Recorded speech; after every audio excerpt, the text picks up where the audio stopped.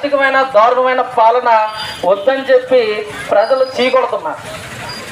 అలాగే మరియు ఇంకో ముఖ్యమైన విషయం నేను చెప్పదలుచుకున్నాను ఈ సభా వేదికలో. అలాగే ఇప్పుడు మీరు చూస్తున్నారు, ఇప్పుడు రేషన్ కార్డు మీ ఇంటి వద్దకు రేషన్ అని చెప్పేసి అన్నారు. ఇంతకు ముందు ఏదో ఒక టైంలో వెళ్ళి రేషన్ డిపోలో వెళ్ళి తీసుకున్నాం. ఇప్పుడు ఆ రేషన్ బండి ఎప్పుడు వస్తుందో ఎక్కడ వస్తుందో ఏంటంటే ఎవరికి తెలియకుండా పోయింది. తెలియజేస్తా ఉన్నాను. అలాగే మహిళలకి ప్రత్యేకంగా ఫ్రీ బస్ ప్రయాణం, అలాగే 3 గ్యాస్ సిలిండర్లు ఉచితంగా సంవత్సరానికి మీ ఇంటికి వస్తాయి. అలాగే మీకు అయితే జూలైలో చంద్రబాబు నాయుడు గారు ముఖ్యమంత్రి అయ్యాక జూలైలో మీ ఫస్ట్ పెన్షన్ అందుతుంది. అప్పుడు మీకు ఒకటేసారి 7,000 రూపాయలు వస్తుంది అనేది మీ అందరికీ తెలియజేస్తా ఉన్నాను. అలాగే ఇప్పుడు చంద్రబాబు నాయుడు గారికి ఎప్పుడైనా పెద్ద మనసు ఉంటుంది. అయితే పెద్ద మనసు పెట్టుకొని వారు దివ్యాంగులకి ప్రత్యేకంగా 6,000 రూపాయలు అనేది వాళ్ళు ప్రకటించారు. అయితే ముందు దివ్యాంగుల్ని వికలాంగులు అనేవారు, ఇప్పుడు మనం వికలాంగులు అనకూడదు కాబట్టి మనం దివ్యాంగులు అనే పదం వాడుతున్నాము. చాలా మంది అడుగుతున్నారు దివ్యాంగులు అంటే ఏంటంటే, మనిషి వీళ్ళని బకాసుడికి ఆహారంగా పంపించేవారు. ఆ బకాసురుడు ఏంటంటే ప్రతిరోజు కూడా వీళ్ళని భోజనం తినడం, వీళ్ళని మా ఎద్దులు తినడం, మనుషులు తినడం, ఇదే పని. అటువంటిది ఒకరోజు ఆ ఊర్లో భీముడిని ధర్మరాజు గారు పంపిస్తారు. ఒరే బాబు, ఆ రాక్షసుని మనం అర్థం చేయకపోతే మాత్రం లాభం లేదు, నువ్వు ఒక ఊర్లో మనిషిగా నువ్వు వెళ్ళు అని చెప్పి ఒక భీముడిని పంపిస్తాడు. ఎడ్ల బండితో భోజనం తీసుకెళ్తాడు. భోజనం తీసుకెళ్తే ఆ రాక్షసుడు ఈ భీముడిని కూడా తినడానికి ప్రయత్నం చేస్తాడు. ఆ యుద్ధంలో భీముడు ఆ బకాసురుని సంహరిస్తాడు. ఆ బకాసుని సంహరించడంతో ఆ గ్రామ ప్రజలందరూ కూడా ఎంతో సస్యశ్యామలంగా ఆనందంగా ఉంటారు. ఆ బకాసురుడే ఈనాడు మన విజయనగరం నియోజకవర్గంలో భూబకాసురుడిగా అవతరించాడు మన ఎమ్మెల్యే. మరి అంతకన్నా దారుణం ఇంకోటి లేదు. ఎంచేతంటే ఎక్కడ చెరువు ఉంది, ఎక్కడ గడ్డ ఉంది, ఎక్కడ పార్కులు ఉన్నాయి, ఎక్కడ ఎవరున్నారని చెప్పి అవి వెతికి మరి కబ్జా చేయించినటువంటి ఘనత ఎవరికయ్యా ఉందంటే మన స్థానిక ఎమ్మెల్యేకే ఉందని వాళ్ళందరి ద్వారా చేయిస్తున్నారని మీకు సభాముఖంగా మనం చేస్తున్నాం. నా దగ్గర సాక్ష్యాధారాలు ఉన్నాయి. నేను నిరూపిస్తానంటే ఎవరిని మనుషులు పంపించడం లేదు. ఎందుకు నువ్వు పంపించడం లేదు? ఆయన కూడా ఎంతో టీడీపీ పార్టీ ఆఫీస్లో చాలామంది కార్యకర్తల్ని నాయకులుగా మార్చి ట్రైనింగ్ ఇచ్చి నాయకులుగా మార్చిన వ్యక్తి. అలాంటి వ్యక్తి ఈరోజు మనకి ఎంపీగా నిల్చున్నారు.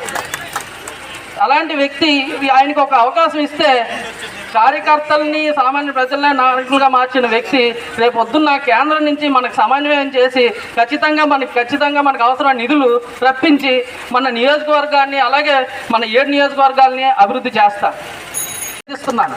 మీరు మీ యొక్క ఆడబిడ్డ ఈరోజు వీళ్ళందరికీ వ్యతిరేకంగా మీ అందరినీ ముందుకు తీసుకోవడానికి మీకు తోడుగా ఈరోజు నిల్చున్నారు. కాబట్టి స్త్రీలందరూ ప్రతి ఒక్కరు మీరు బలమైన సంకల్పం ఉన్నవాళ్ళు. సో అందరూ కూడా ప్రతి ఒక్కరికి మీ ఉన్న ఇంట్లో ఉన్న వాళ్ళకి ప్రతి ఒక్కరు స్త్రీలందరూ కూడా ఒక్క మహిళా ఓటు కూడా మిస్ అవ్వకుండా అది తెలుగుదేశం పార్టీ అతిథి విజయలక్ష్మి గారికే పడాలని చెప్పేసి ఈ విధంగా మీ సభాముఖంగా మిమ్మల్ని అందరినీ కోరుతున్నాను. అలాగే మన ఎంపీ అభ్యర్థి అయిన కలిశెట్టి అప్పలనాయుడు గారిని కూడా ఆయన ఈరోజు ఈ సభకి చేశారు. అలాగే ఇంకా చెప్పుకుంటూ పోతే మద్యం ఎంత డబ్బులు ఇచ్చినా సరే జగన్ బ్రాండ్ నాసిరకమైన మద్యమే దొరుకుతుంది తప్పించి అదంతా అతని ఖాతాలోకి వెళ్తుంది తప్పించి ఇంకా మనకి అలాగే దోపిడీలు దౌర్జన్యాలు ఇంకా అలాగే పోతూ చూస్తూ ఉంటే మనకి అలాగే రేషన్ కోసం చూసుకుంటే ఇంతకుముందు చంద్రబాబు నాయుడు గారు ముఖ్యమంత్రిగా ఉన్నప్పుడు అందరికీ రేషన్లో కందిపప్పు పంచదార అవి కూడా అందించి ముఖ్యంగా అందరూ గమనించాల్సిన విషయాలు కరెంటు ఛార్జీలు. ఈ జగన్మోహన్ రెడ్డి ప్రభుత్వం ఎప్పుడైతే జగన్మోహన్ రెడ్డి ముఖ్యమంత్రి అయ్యాడో కరెంటు ఛార్జీలు అత్యధికంగా 5 సంవత్సరాల్లో 10 సార్లు పెంచారు. చంద్రబాబు నాయుడు గారు ముఖ్యమంత్రిగా ఉన్నప్పుడు యూనిట్ 5 రూపాయలకు ఉండేది. అలాంటిది జగన్మోహన్ రెడ్డి ఎప్పుడైతే గద్దెనెక్కాడో ఆ చంద్రబాబు నాయుడు గారు చేసిన అగ్రిమెంట్లన్నీ రద్దుపరిచి కొత్తగా యూనిట్ 18 రూపాయలకి కొన్ని మన ప్రజలందరి పైన 27,000 కోట్ల రూపాయల భారం వేశాడు. ఇదందరూ ఇంకో ముఖ్యమైన విషయం, రాజధాని లేని రాష్ట్రం ఏదైనా ప్రపంచం మొత్తం మీద ఉన్నది అంటే ఆ దౌర్భాగ్యం మన ఆంధ్రప్రదేశ్ రాష్ట్రానిదే. కేవలం జగన్మోహన్ రెడ్డి ముఖ్యమంత్రి అవడం వల్ల మన రాజధాని ఏదనేది చెప్పుకోలేని పరిస్థితి ఈరోజు తయారైంది. అలాగే చూసుకుంటూ పోతే ఇక ఇసుక, పూర్వం మన గవర్నమెంట్లో ఇసుక ట్రాక్టరు 2,000 రూపాయలకు వచ్చేది. ఇప్పుడు 10,000 రూపాయలు ఇచ్చినా ఇసుక దొరకని పరిస్థితి. దానివల్ల భవన నిర్మాణ కార్మికులు కానీ లేకపోతే దానికి అనుసంధించిన వారు కానీ కూలికి వెళ్ళే వాళ్ళు కానీ ఎంతో ఇబ్బంది పడుతున్నారు. అదేవిధంగా ఇసుక నాయకురాలు విజయనగరం శాసన సభ్యులుగా టీడీపీ, జనసేన మరి బీజేపీ అభ్యర్థిగా పోటీ చేస్తున్న అదితి విజయలక్ష్మి గారికి, అలాగే పార్టీ పెద్దలకి, అలాగే ఇక్కడికి వచ్చిన 32వ వార్డు ప్రజలందరికీ కూడా నా హృదయపూర్వక నమస్కారాలు.